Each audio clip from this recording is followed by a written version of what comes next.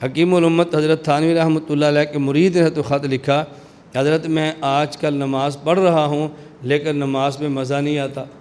حکیم الامت تو حکیم الامت ہے نا۔ حضرت تھانوی فرمانے لگے مزہ مزی میں ہے، مزہ نماز میں نہیں ہے۔ نماز کو اللہ کا حکم سمجھ کر ادا کرو، اور جب مزہ لینا ہو تو پھر اس کا تعلق مزی سے ہوتا ہے، نماز سے نہیں ہوتا۔ اب حضرت تھانوی نے بات سمجھائی اور بڑی بہترین بات سمجھائی ہے۔ میں بارہا کہتا ہوں کہ بات سمجھانے میں بے شرم نہیں ہونا چاہیے، بے جھجک ہونا چاہیے۔ میں بارہا کہتا ہوں لفظوں کا انتخاب کیا کریں۔ کبھی ہمارے بندے کہتے ہیں شرع میں کیا شرم ہے، شرع میں کیا حیا ہے، بات تو پوچھنی چاہیے۔ اگر شرع میں حیا نہیں تو حیا کہاں ہوگا؟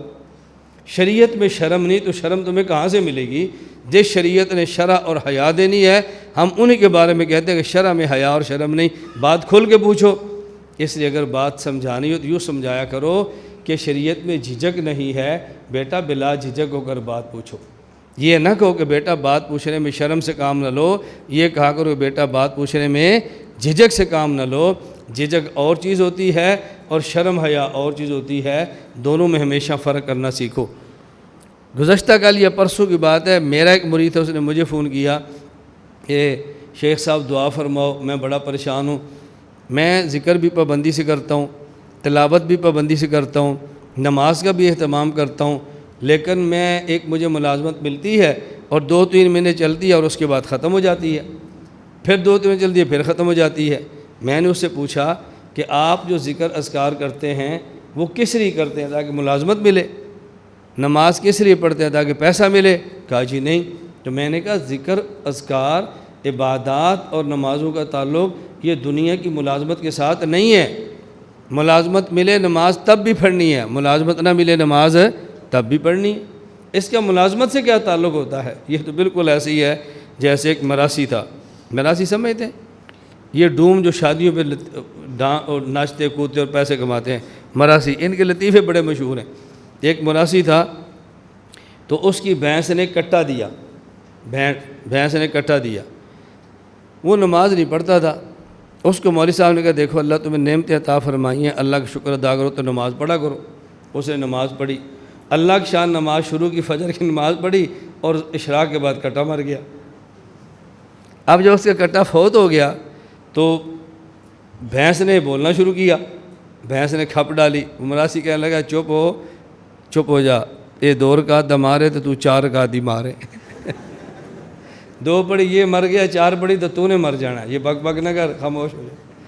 تو لوگ سمجھتے ہیں کہ شاید نمازیں پڑھیں تو ملتا ہے، نہ پڑھے تو نہیں ملتا۔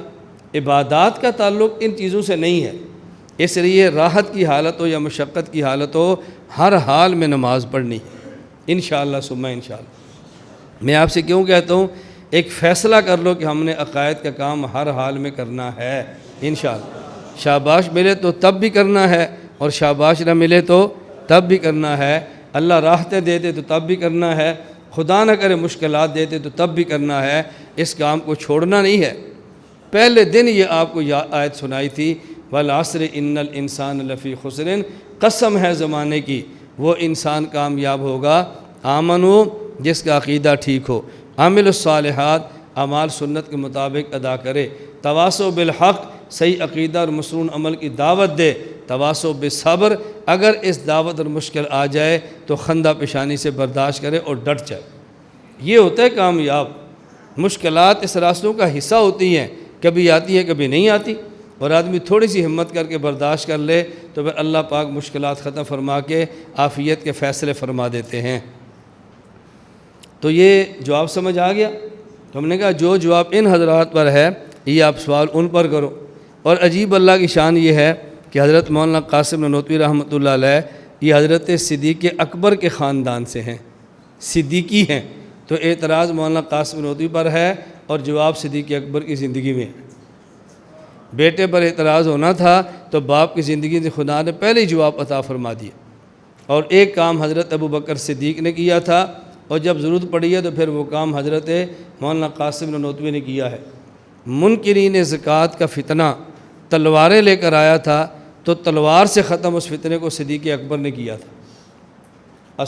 یہ جو تھا مسیلمہ کذاب، یہ دلیلیں لایا تھا، تلواریں لایا تھا، فوج لایا تھا۔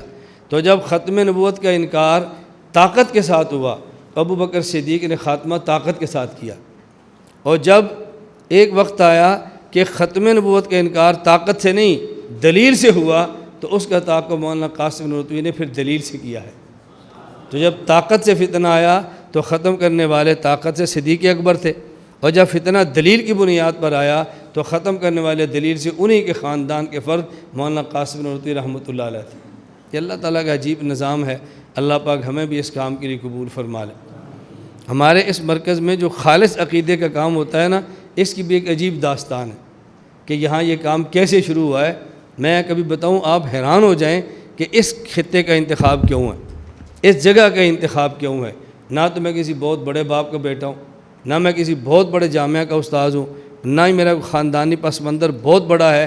اس جگہ کو خدا نے قبول کیوں فرمایا ہے؟ میرا کہ مغرب کے بعد کوئی ترتیب ہوئی نا تو میں آپ کو واقعہ سناؤں گا، آپ کو تعجب ہوگا کہ اس جگہ پر یہ کام عقائد کا کیسے ہوتا ہے، اس کی بنیاد کیا ہے، کیسے یہ کام شروع ہوا ہے۔ چلیں جواب سمجھ لیں۔ حضرت مولانا رشید احمد گنگوئی رحمۃ اللہ علیہ نے جو خط لکھا، اس کا دوسرا جملہ جس پر اعتراض کیا ہے، مولانا گنگوئی رحمۃ اللہ نے اپنے شیخ کو لکھا، اور وہ یہ جو اعتراض کیا جا رہا ہے میں وہ عبارت پیش کر رہا ہوں، جو عبارت و اعتراض والی بات لکھا، اور وہ جو میں ہوں وہ تو ہے، اور وہ جو میں ہوں وہ تو ہے، اور میں اور تو خود شرک در شرک ہے۔ انہوں نے کہا جی وحدت الوجود ہے۔ مولانا قاسم نانوتوی اپنے شیخ کو لکھ رہے ہیں اور کیا کہہ رہے ہیں، اور وہ جو میں ہوں، پہلے کہا نا اللہ یہ آپ کے فضل سے ہے، میں تو جھوٹا ہوں، میں تو کچھ بھی نہیں ہوں، یہ تیرا ہی ذل ہے، پھر اللہ کو کہتے ہیں، اور وہ جو اللہ کو کہتے ہیں، اور وہ جو میں ہوں وہ تو ہے، اور میں اور تو خود شرک در شرک ہے، اللہ میں معاف فرما۔